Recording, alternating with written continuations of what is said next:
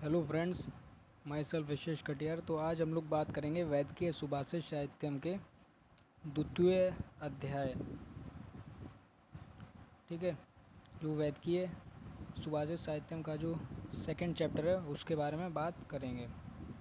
तो आइए उसका श्लोक देखते हैं कि उसका पहला श्लोक क्या है।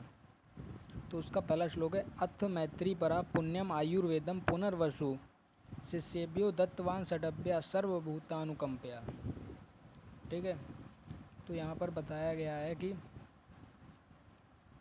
सबसे पहले यहाँ पर मैत्री परायण यानी मैत्री परायण पुनर्वसु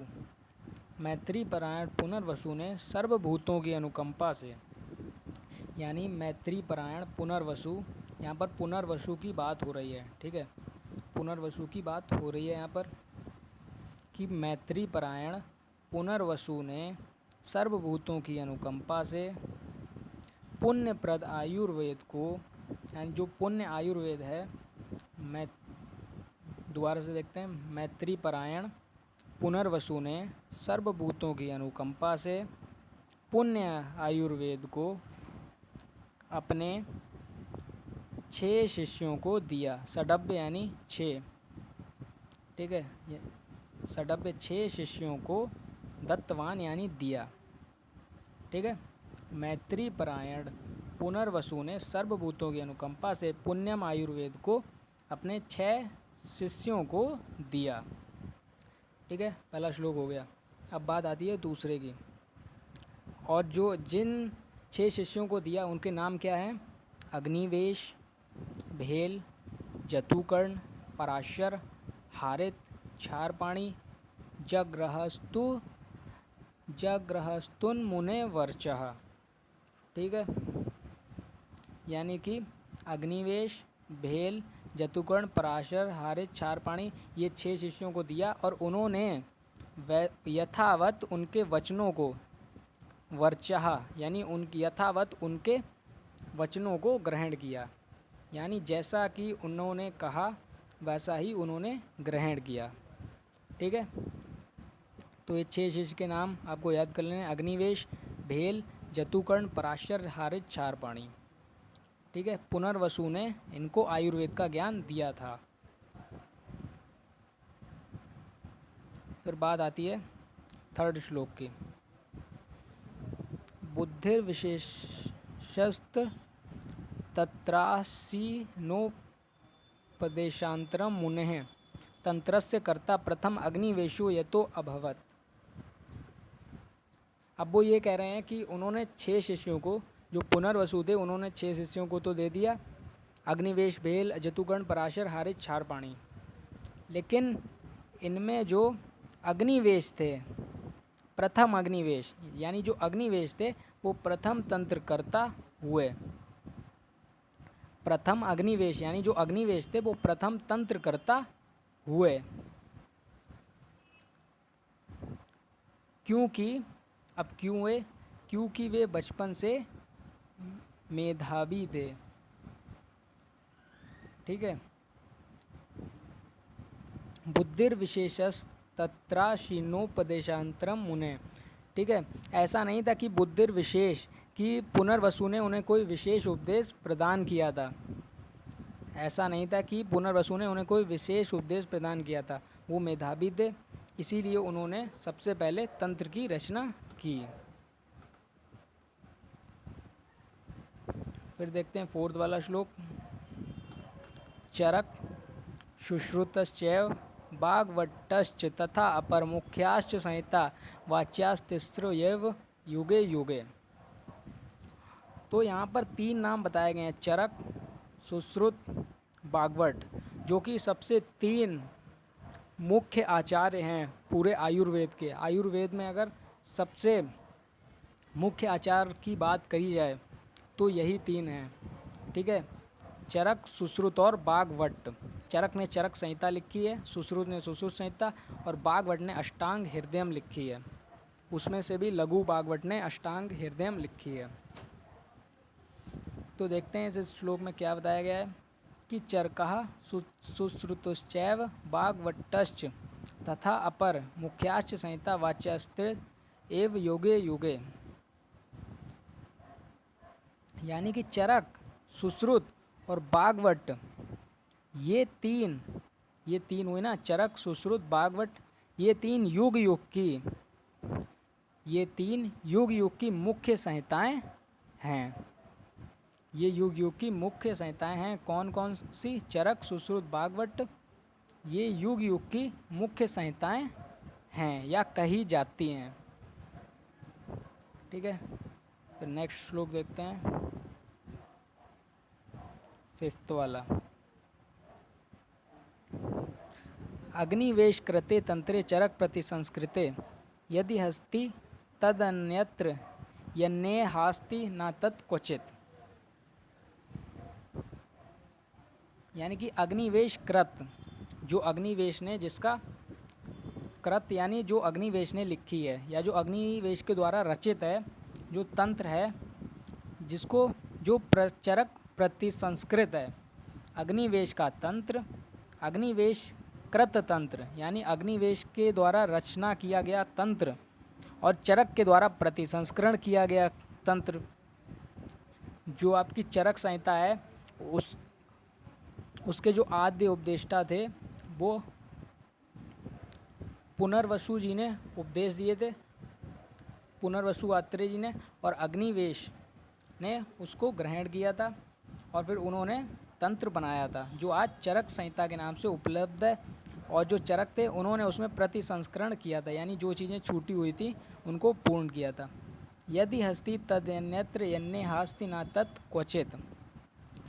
तो अग्निवेश कृत तंत्र यानी जो अग्निवेश द्वारा रचित तंत्र, जो चरक के द्वारा प्रतिसंस्करण किया गया है, जो चीज़ उसमें नहीं मिलती है,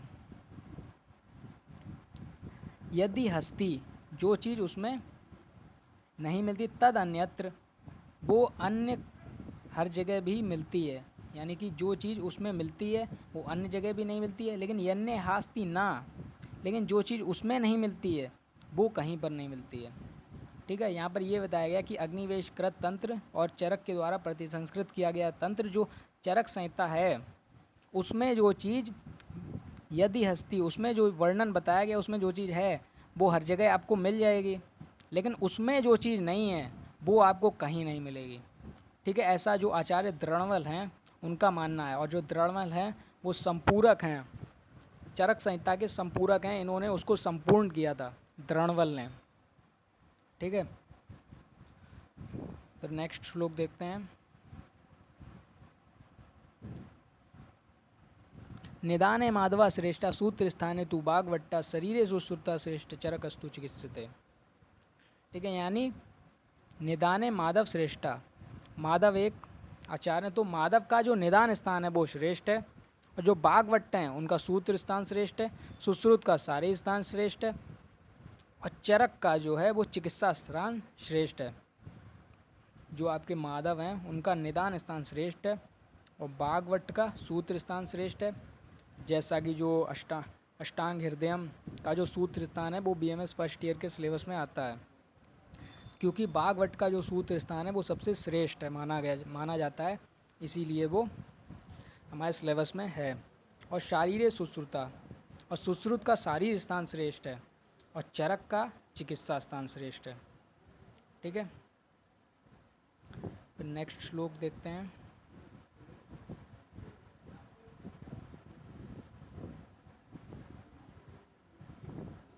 अष्टांग संग्रह ज्ञाते व्रता प्राक्तान्नत्रयो श्रमा। अष्टांग संग्रह अज्ञाते व्रता प्राक्तान्नत्रयो श्रमा, यानी इसका कहने का मतलब ये है कि अष्टांग संग्रह को ज्ञात कर लेने से, अष्टांग संग्रह को ज्ञात कर लेने से व्रथा प्राक्तंत्र्यो, जो आपने अन्य जो तंत्र हैं उनको जो आपने ज्ञात किया है, उसको ज्ञात करने का श्रम जो है वो बेकार चला जाता है। ठीक है, अगर आपने अष्टांग संग्रह को पहले ज्ञात कर लिया, उसके बाद जो आपने जो भी तंत्र को ज्ञात किया है उसको ज्ञात करने का जो श्रम है, आपकी जो मेहनत है, वो बेकार चली जाती है। लेकिन अगर आपने अष्टांग संग्रह को नहीं ज्ञात किया है, फिर उसके बाद में आपने जो अन्य शास्त्र हैं यानी जो अन्य तंत्र हैं उनको ज्ञात कर लिया है, तो भी आपका जो मेहनत है वो बेकार चली जाती है। यहाँ पर 100 बात की एक बात कि अष्टांग संग्रह आपको पढ़ना ही है, ठीक है। तो अपना नेक्स्ट श्लोक देखते हैं।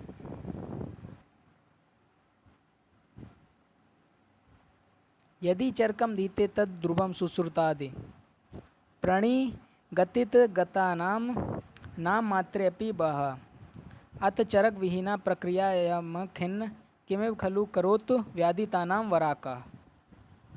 यह अष्टांग हृदयम का श्लोक है।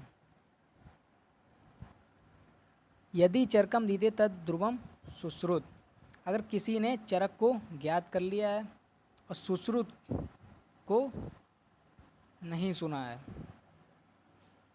ठीक है। प्रणिगति गता नाम मात्रे अपि,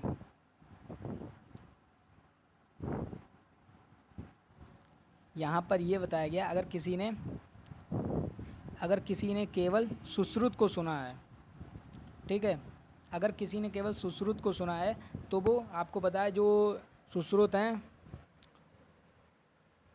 उनका जो मुख्य प्रतिपाद्य विषय है वो शल्य चिकित्सा है, ठीक है, सर्जरी है। तो अगर आपने केवल सुश्रुत संहिता पढ़ी है तो आप जो सर्जरी वाले जितने भी डिसीज़ हैं उनको सही कर पाएंगे, और अगर आपने चरक संहिता नहीं पढ़ी है तो आप जितने भी काय चिकित्सा वाले रोग हैं उनको नहीं सही कर पाएंगे, ठीक है। तो यहाँ पर यही बताया गया है कि यदि चरकम दीते, अगर आपने सिर्फ चरक संहिता पढ़ी है, सुश्रुत संहिता नहीं पढ़ी है, तो प्राणी गतिगता नाम, तो जो शल्य चिकित्सा है, मतलब जितने भी शल्य वाले रोग हैं आप उनको सही नहीं कर पाएंगे। और अगर आपने चरक संहिता से विहीन हो गए, सिर्फ सुश्रुत संहिता पढ़ी है, प्रक्रियाम खिन्नम किमेव खलु करो तो व्याधितानाम, तो जो भी अगर आपने चरक संहिता नहीं पढ़ी है तो जो भी काय चिकित्सा वाली जो भी बीमारियां हैं, काय चिकित्सा जैसे कोई भी रोग हैं उनसे पीड़ित कोई रोगी है तो आप उसको सही नहीं कर पाएंगे, ठीक है। इसलिए चरक संहिता और सुश्रुत संहिता दोनों ही इम्पोर्टेंट हैं।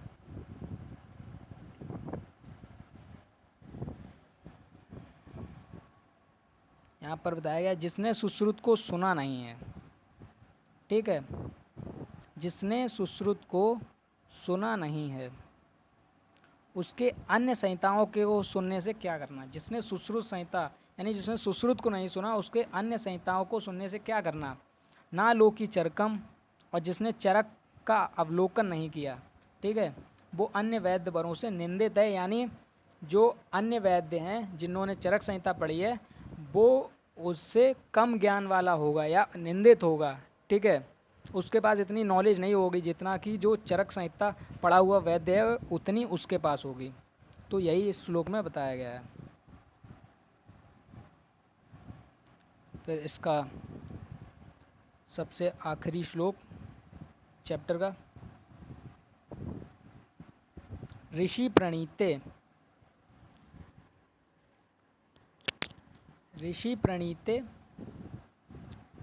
प्रीतिश्चेन मुक्त्वा चरक सुश्रुतौ भेड़ाद्या किम न पाठयन्ते तस्मादम ग्रहाम सुवासितम। ऋषियों से यदि प्रीति हो, ऋषि मतलब ऋषियों से यदि लगाव हो, ऋषियों से यदि प्रीति हो तो चरक सुश्रुत संहिता ही क्यों पढ़ी जाती हैं। जो भेड़ आदि संहिता है, जो आचार्य भेल थे वो एक ऋषि थे, ठीक है, उनको क्यों नहीं पढ़ा जाता है। जो भेल आचार्य थे उनका इतना महत्व तो नहीं है, जो चरक संहिता और सुश्रुत संहिता है वो बेस्ट हैं, तो और उन्हीं को पढ़ा जाता है, चरक सुश्रुत संहिता को ही पढ़ा जाता है। तो यहाँ पर ये बताया गया ऋषियों से अगर प्रीति होती, अगर ऋषियों से इतना लगाव होता तो चरक सुश्रुत संहिता क्यों पढ़ी जाती, जो भेल की संहिता है वो क्यों नहीं पढ़ी जाती। तो यहाँ पर ये बताया किम ना पठ्यन्ते तस्मात् ग्राह, इसीलिए यहाँ पर ये बताया जो उत्तम है वही ग्राह होता है, यानी कि जो चीज़ अच्छी है लोग उसी को पढ़ते हैं, उसी को मानते हैं। इसीलिए जो चरक आदि संहिताएँ हैं, चरक सुश्रुत की संहिताएँ हैं वो पढ़ी जाती हैं, भेल आदि की संहिताएँ नहीं पढ़ी जाती हैं। जबकि वो ऋषि हैं फिर भी नहीं पढ़ी जाती हैं, क्योंकि उत्तम ही ग्राह होता है। जो चरक सुश्रुत संहिताएँ हैं वो उत्तम हैं, ठीक है। तो कोई व्यक्ति हो वो जो उत्तम चीज़ होगी उसको ही चुनेगा। तो इसी प्रकार आपका जो द्वितीय अध्याय है वो समाप्त होता है।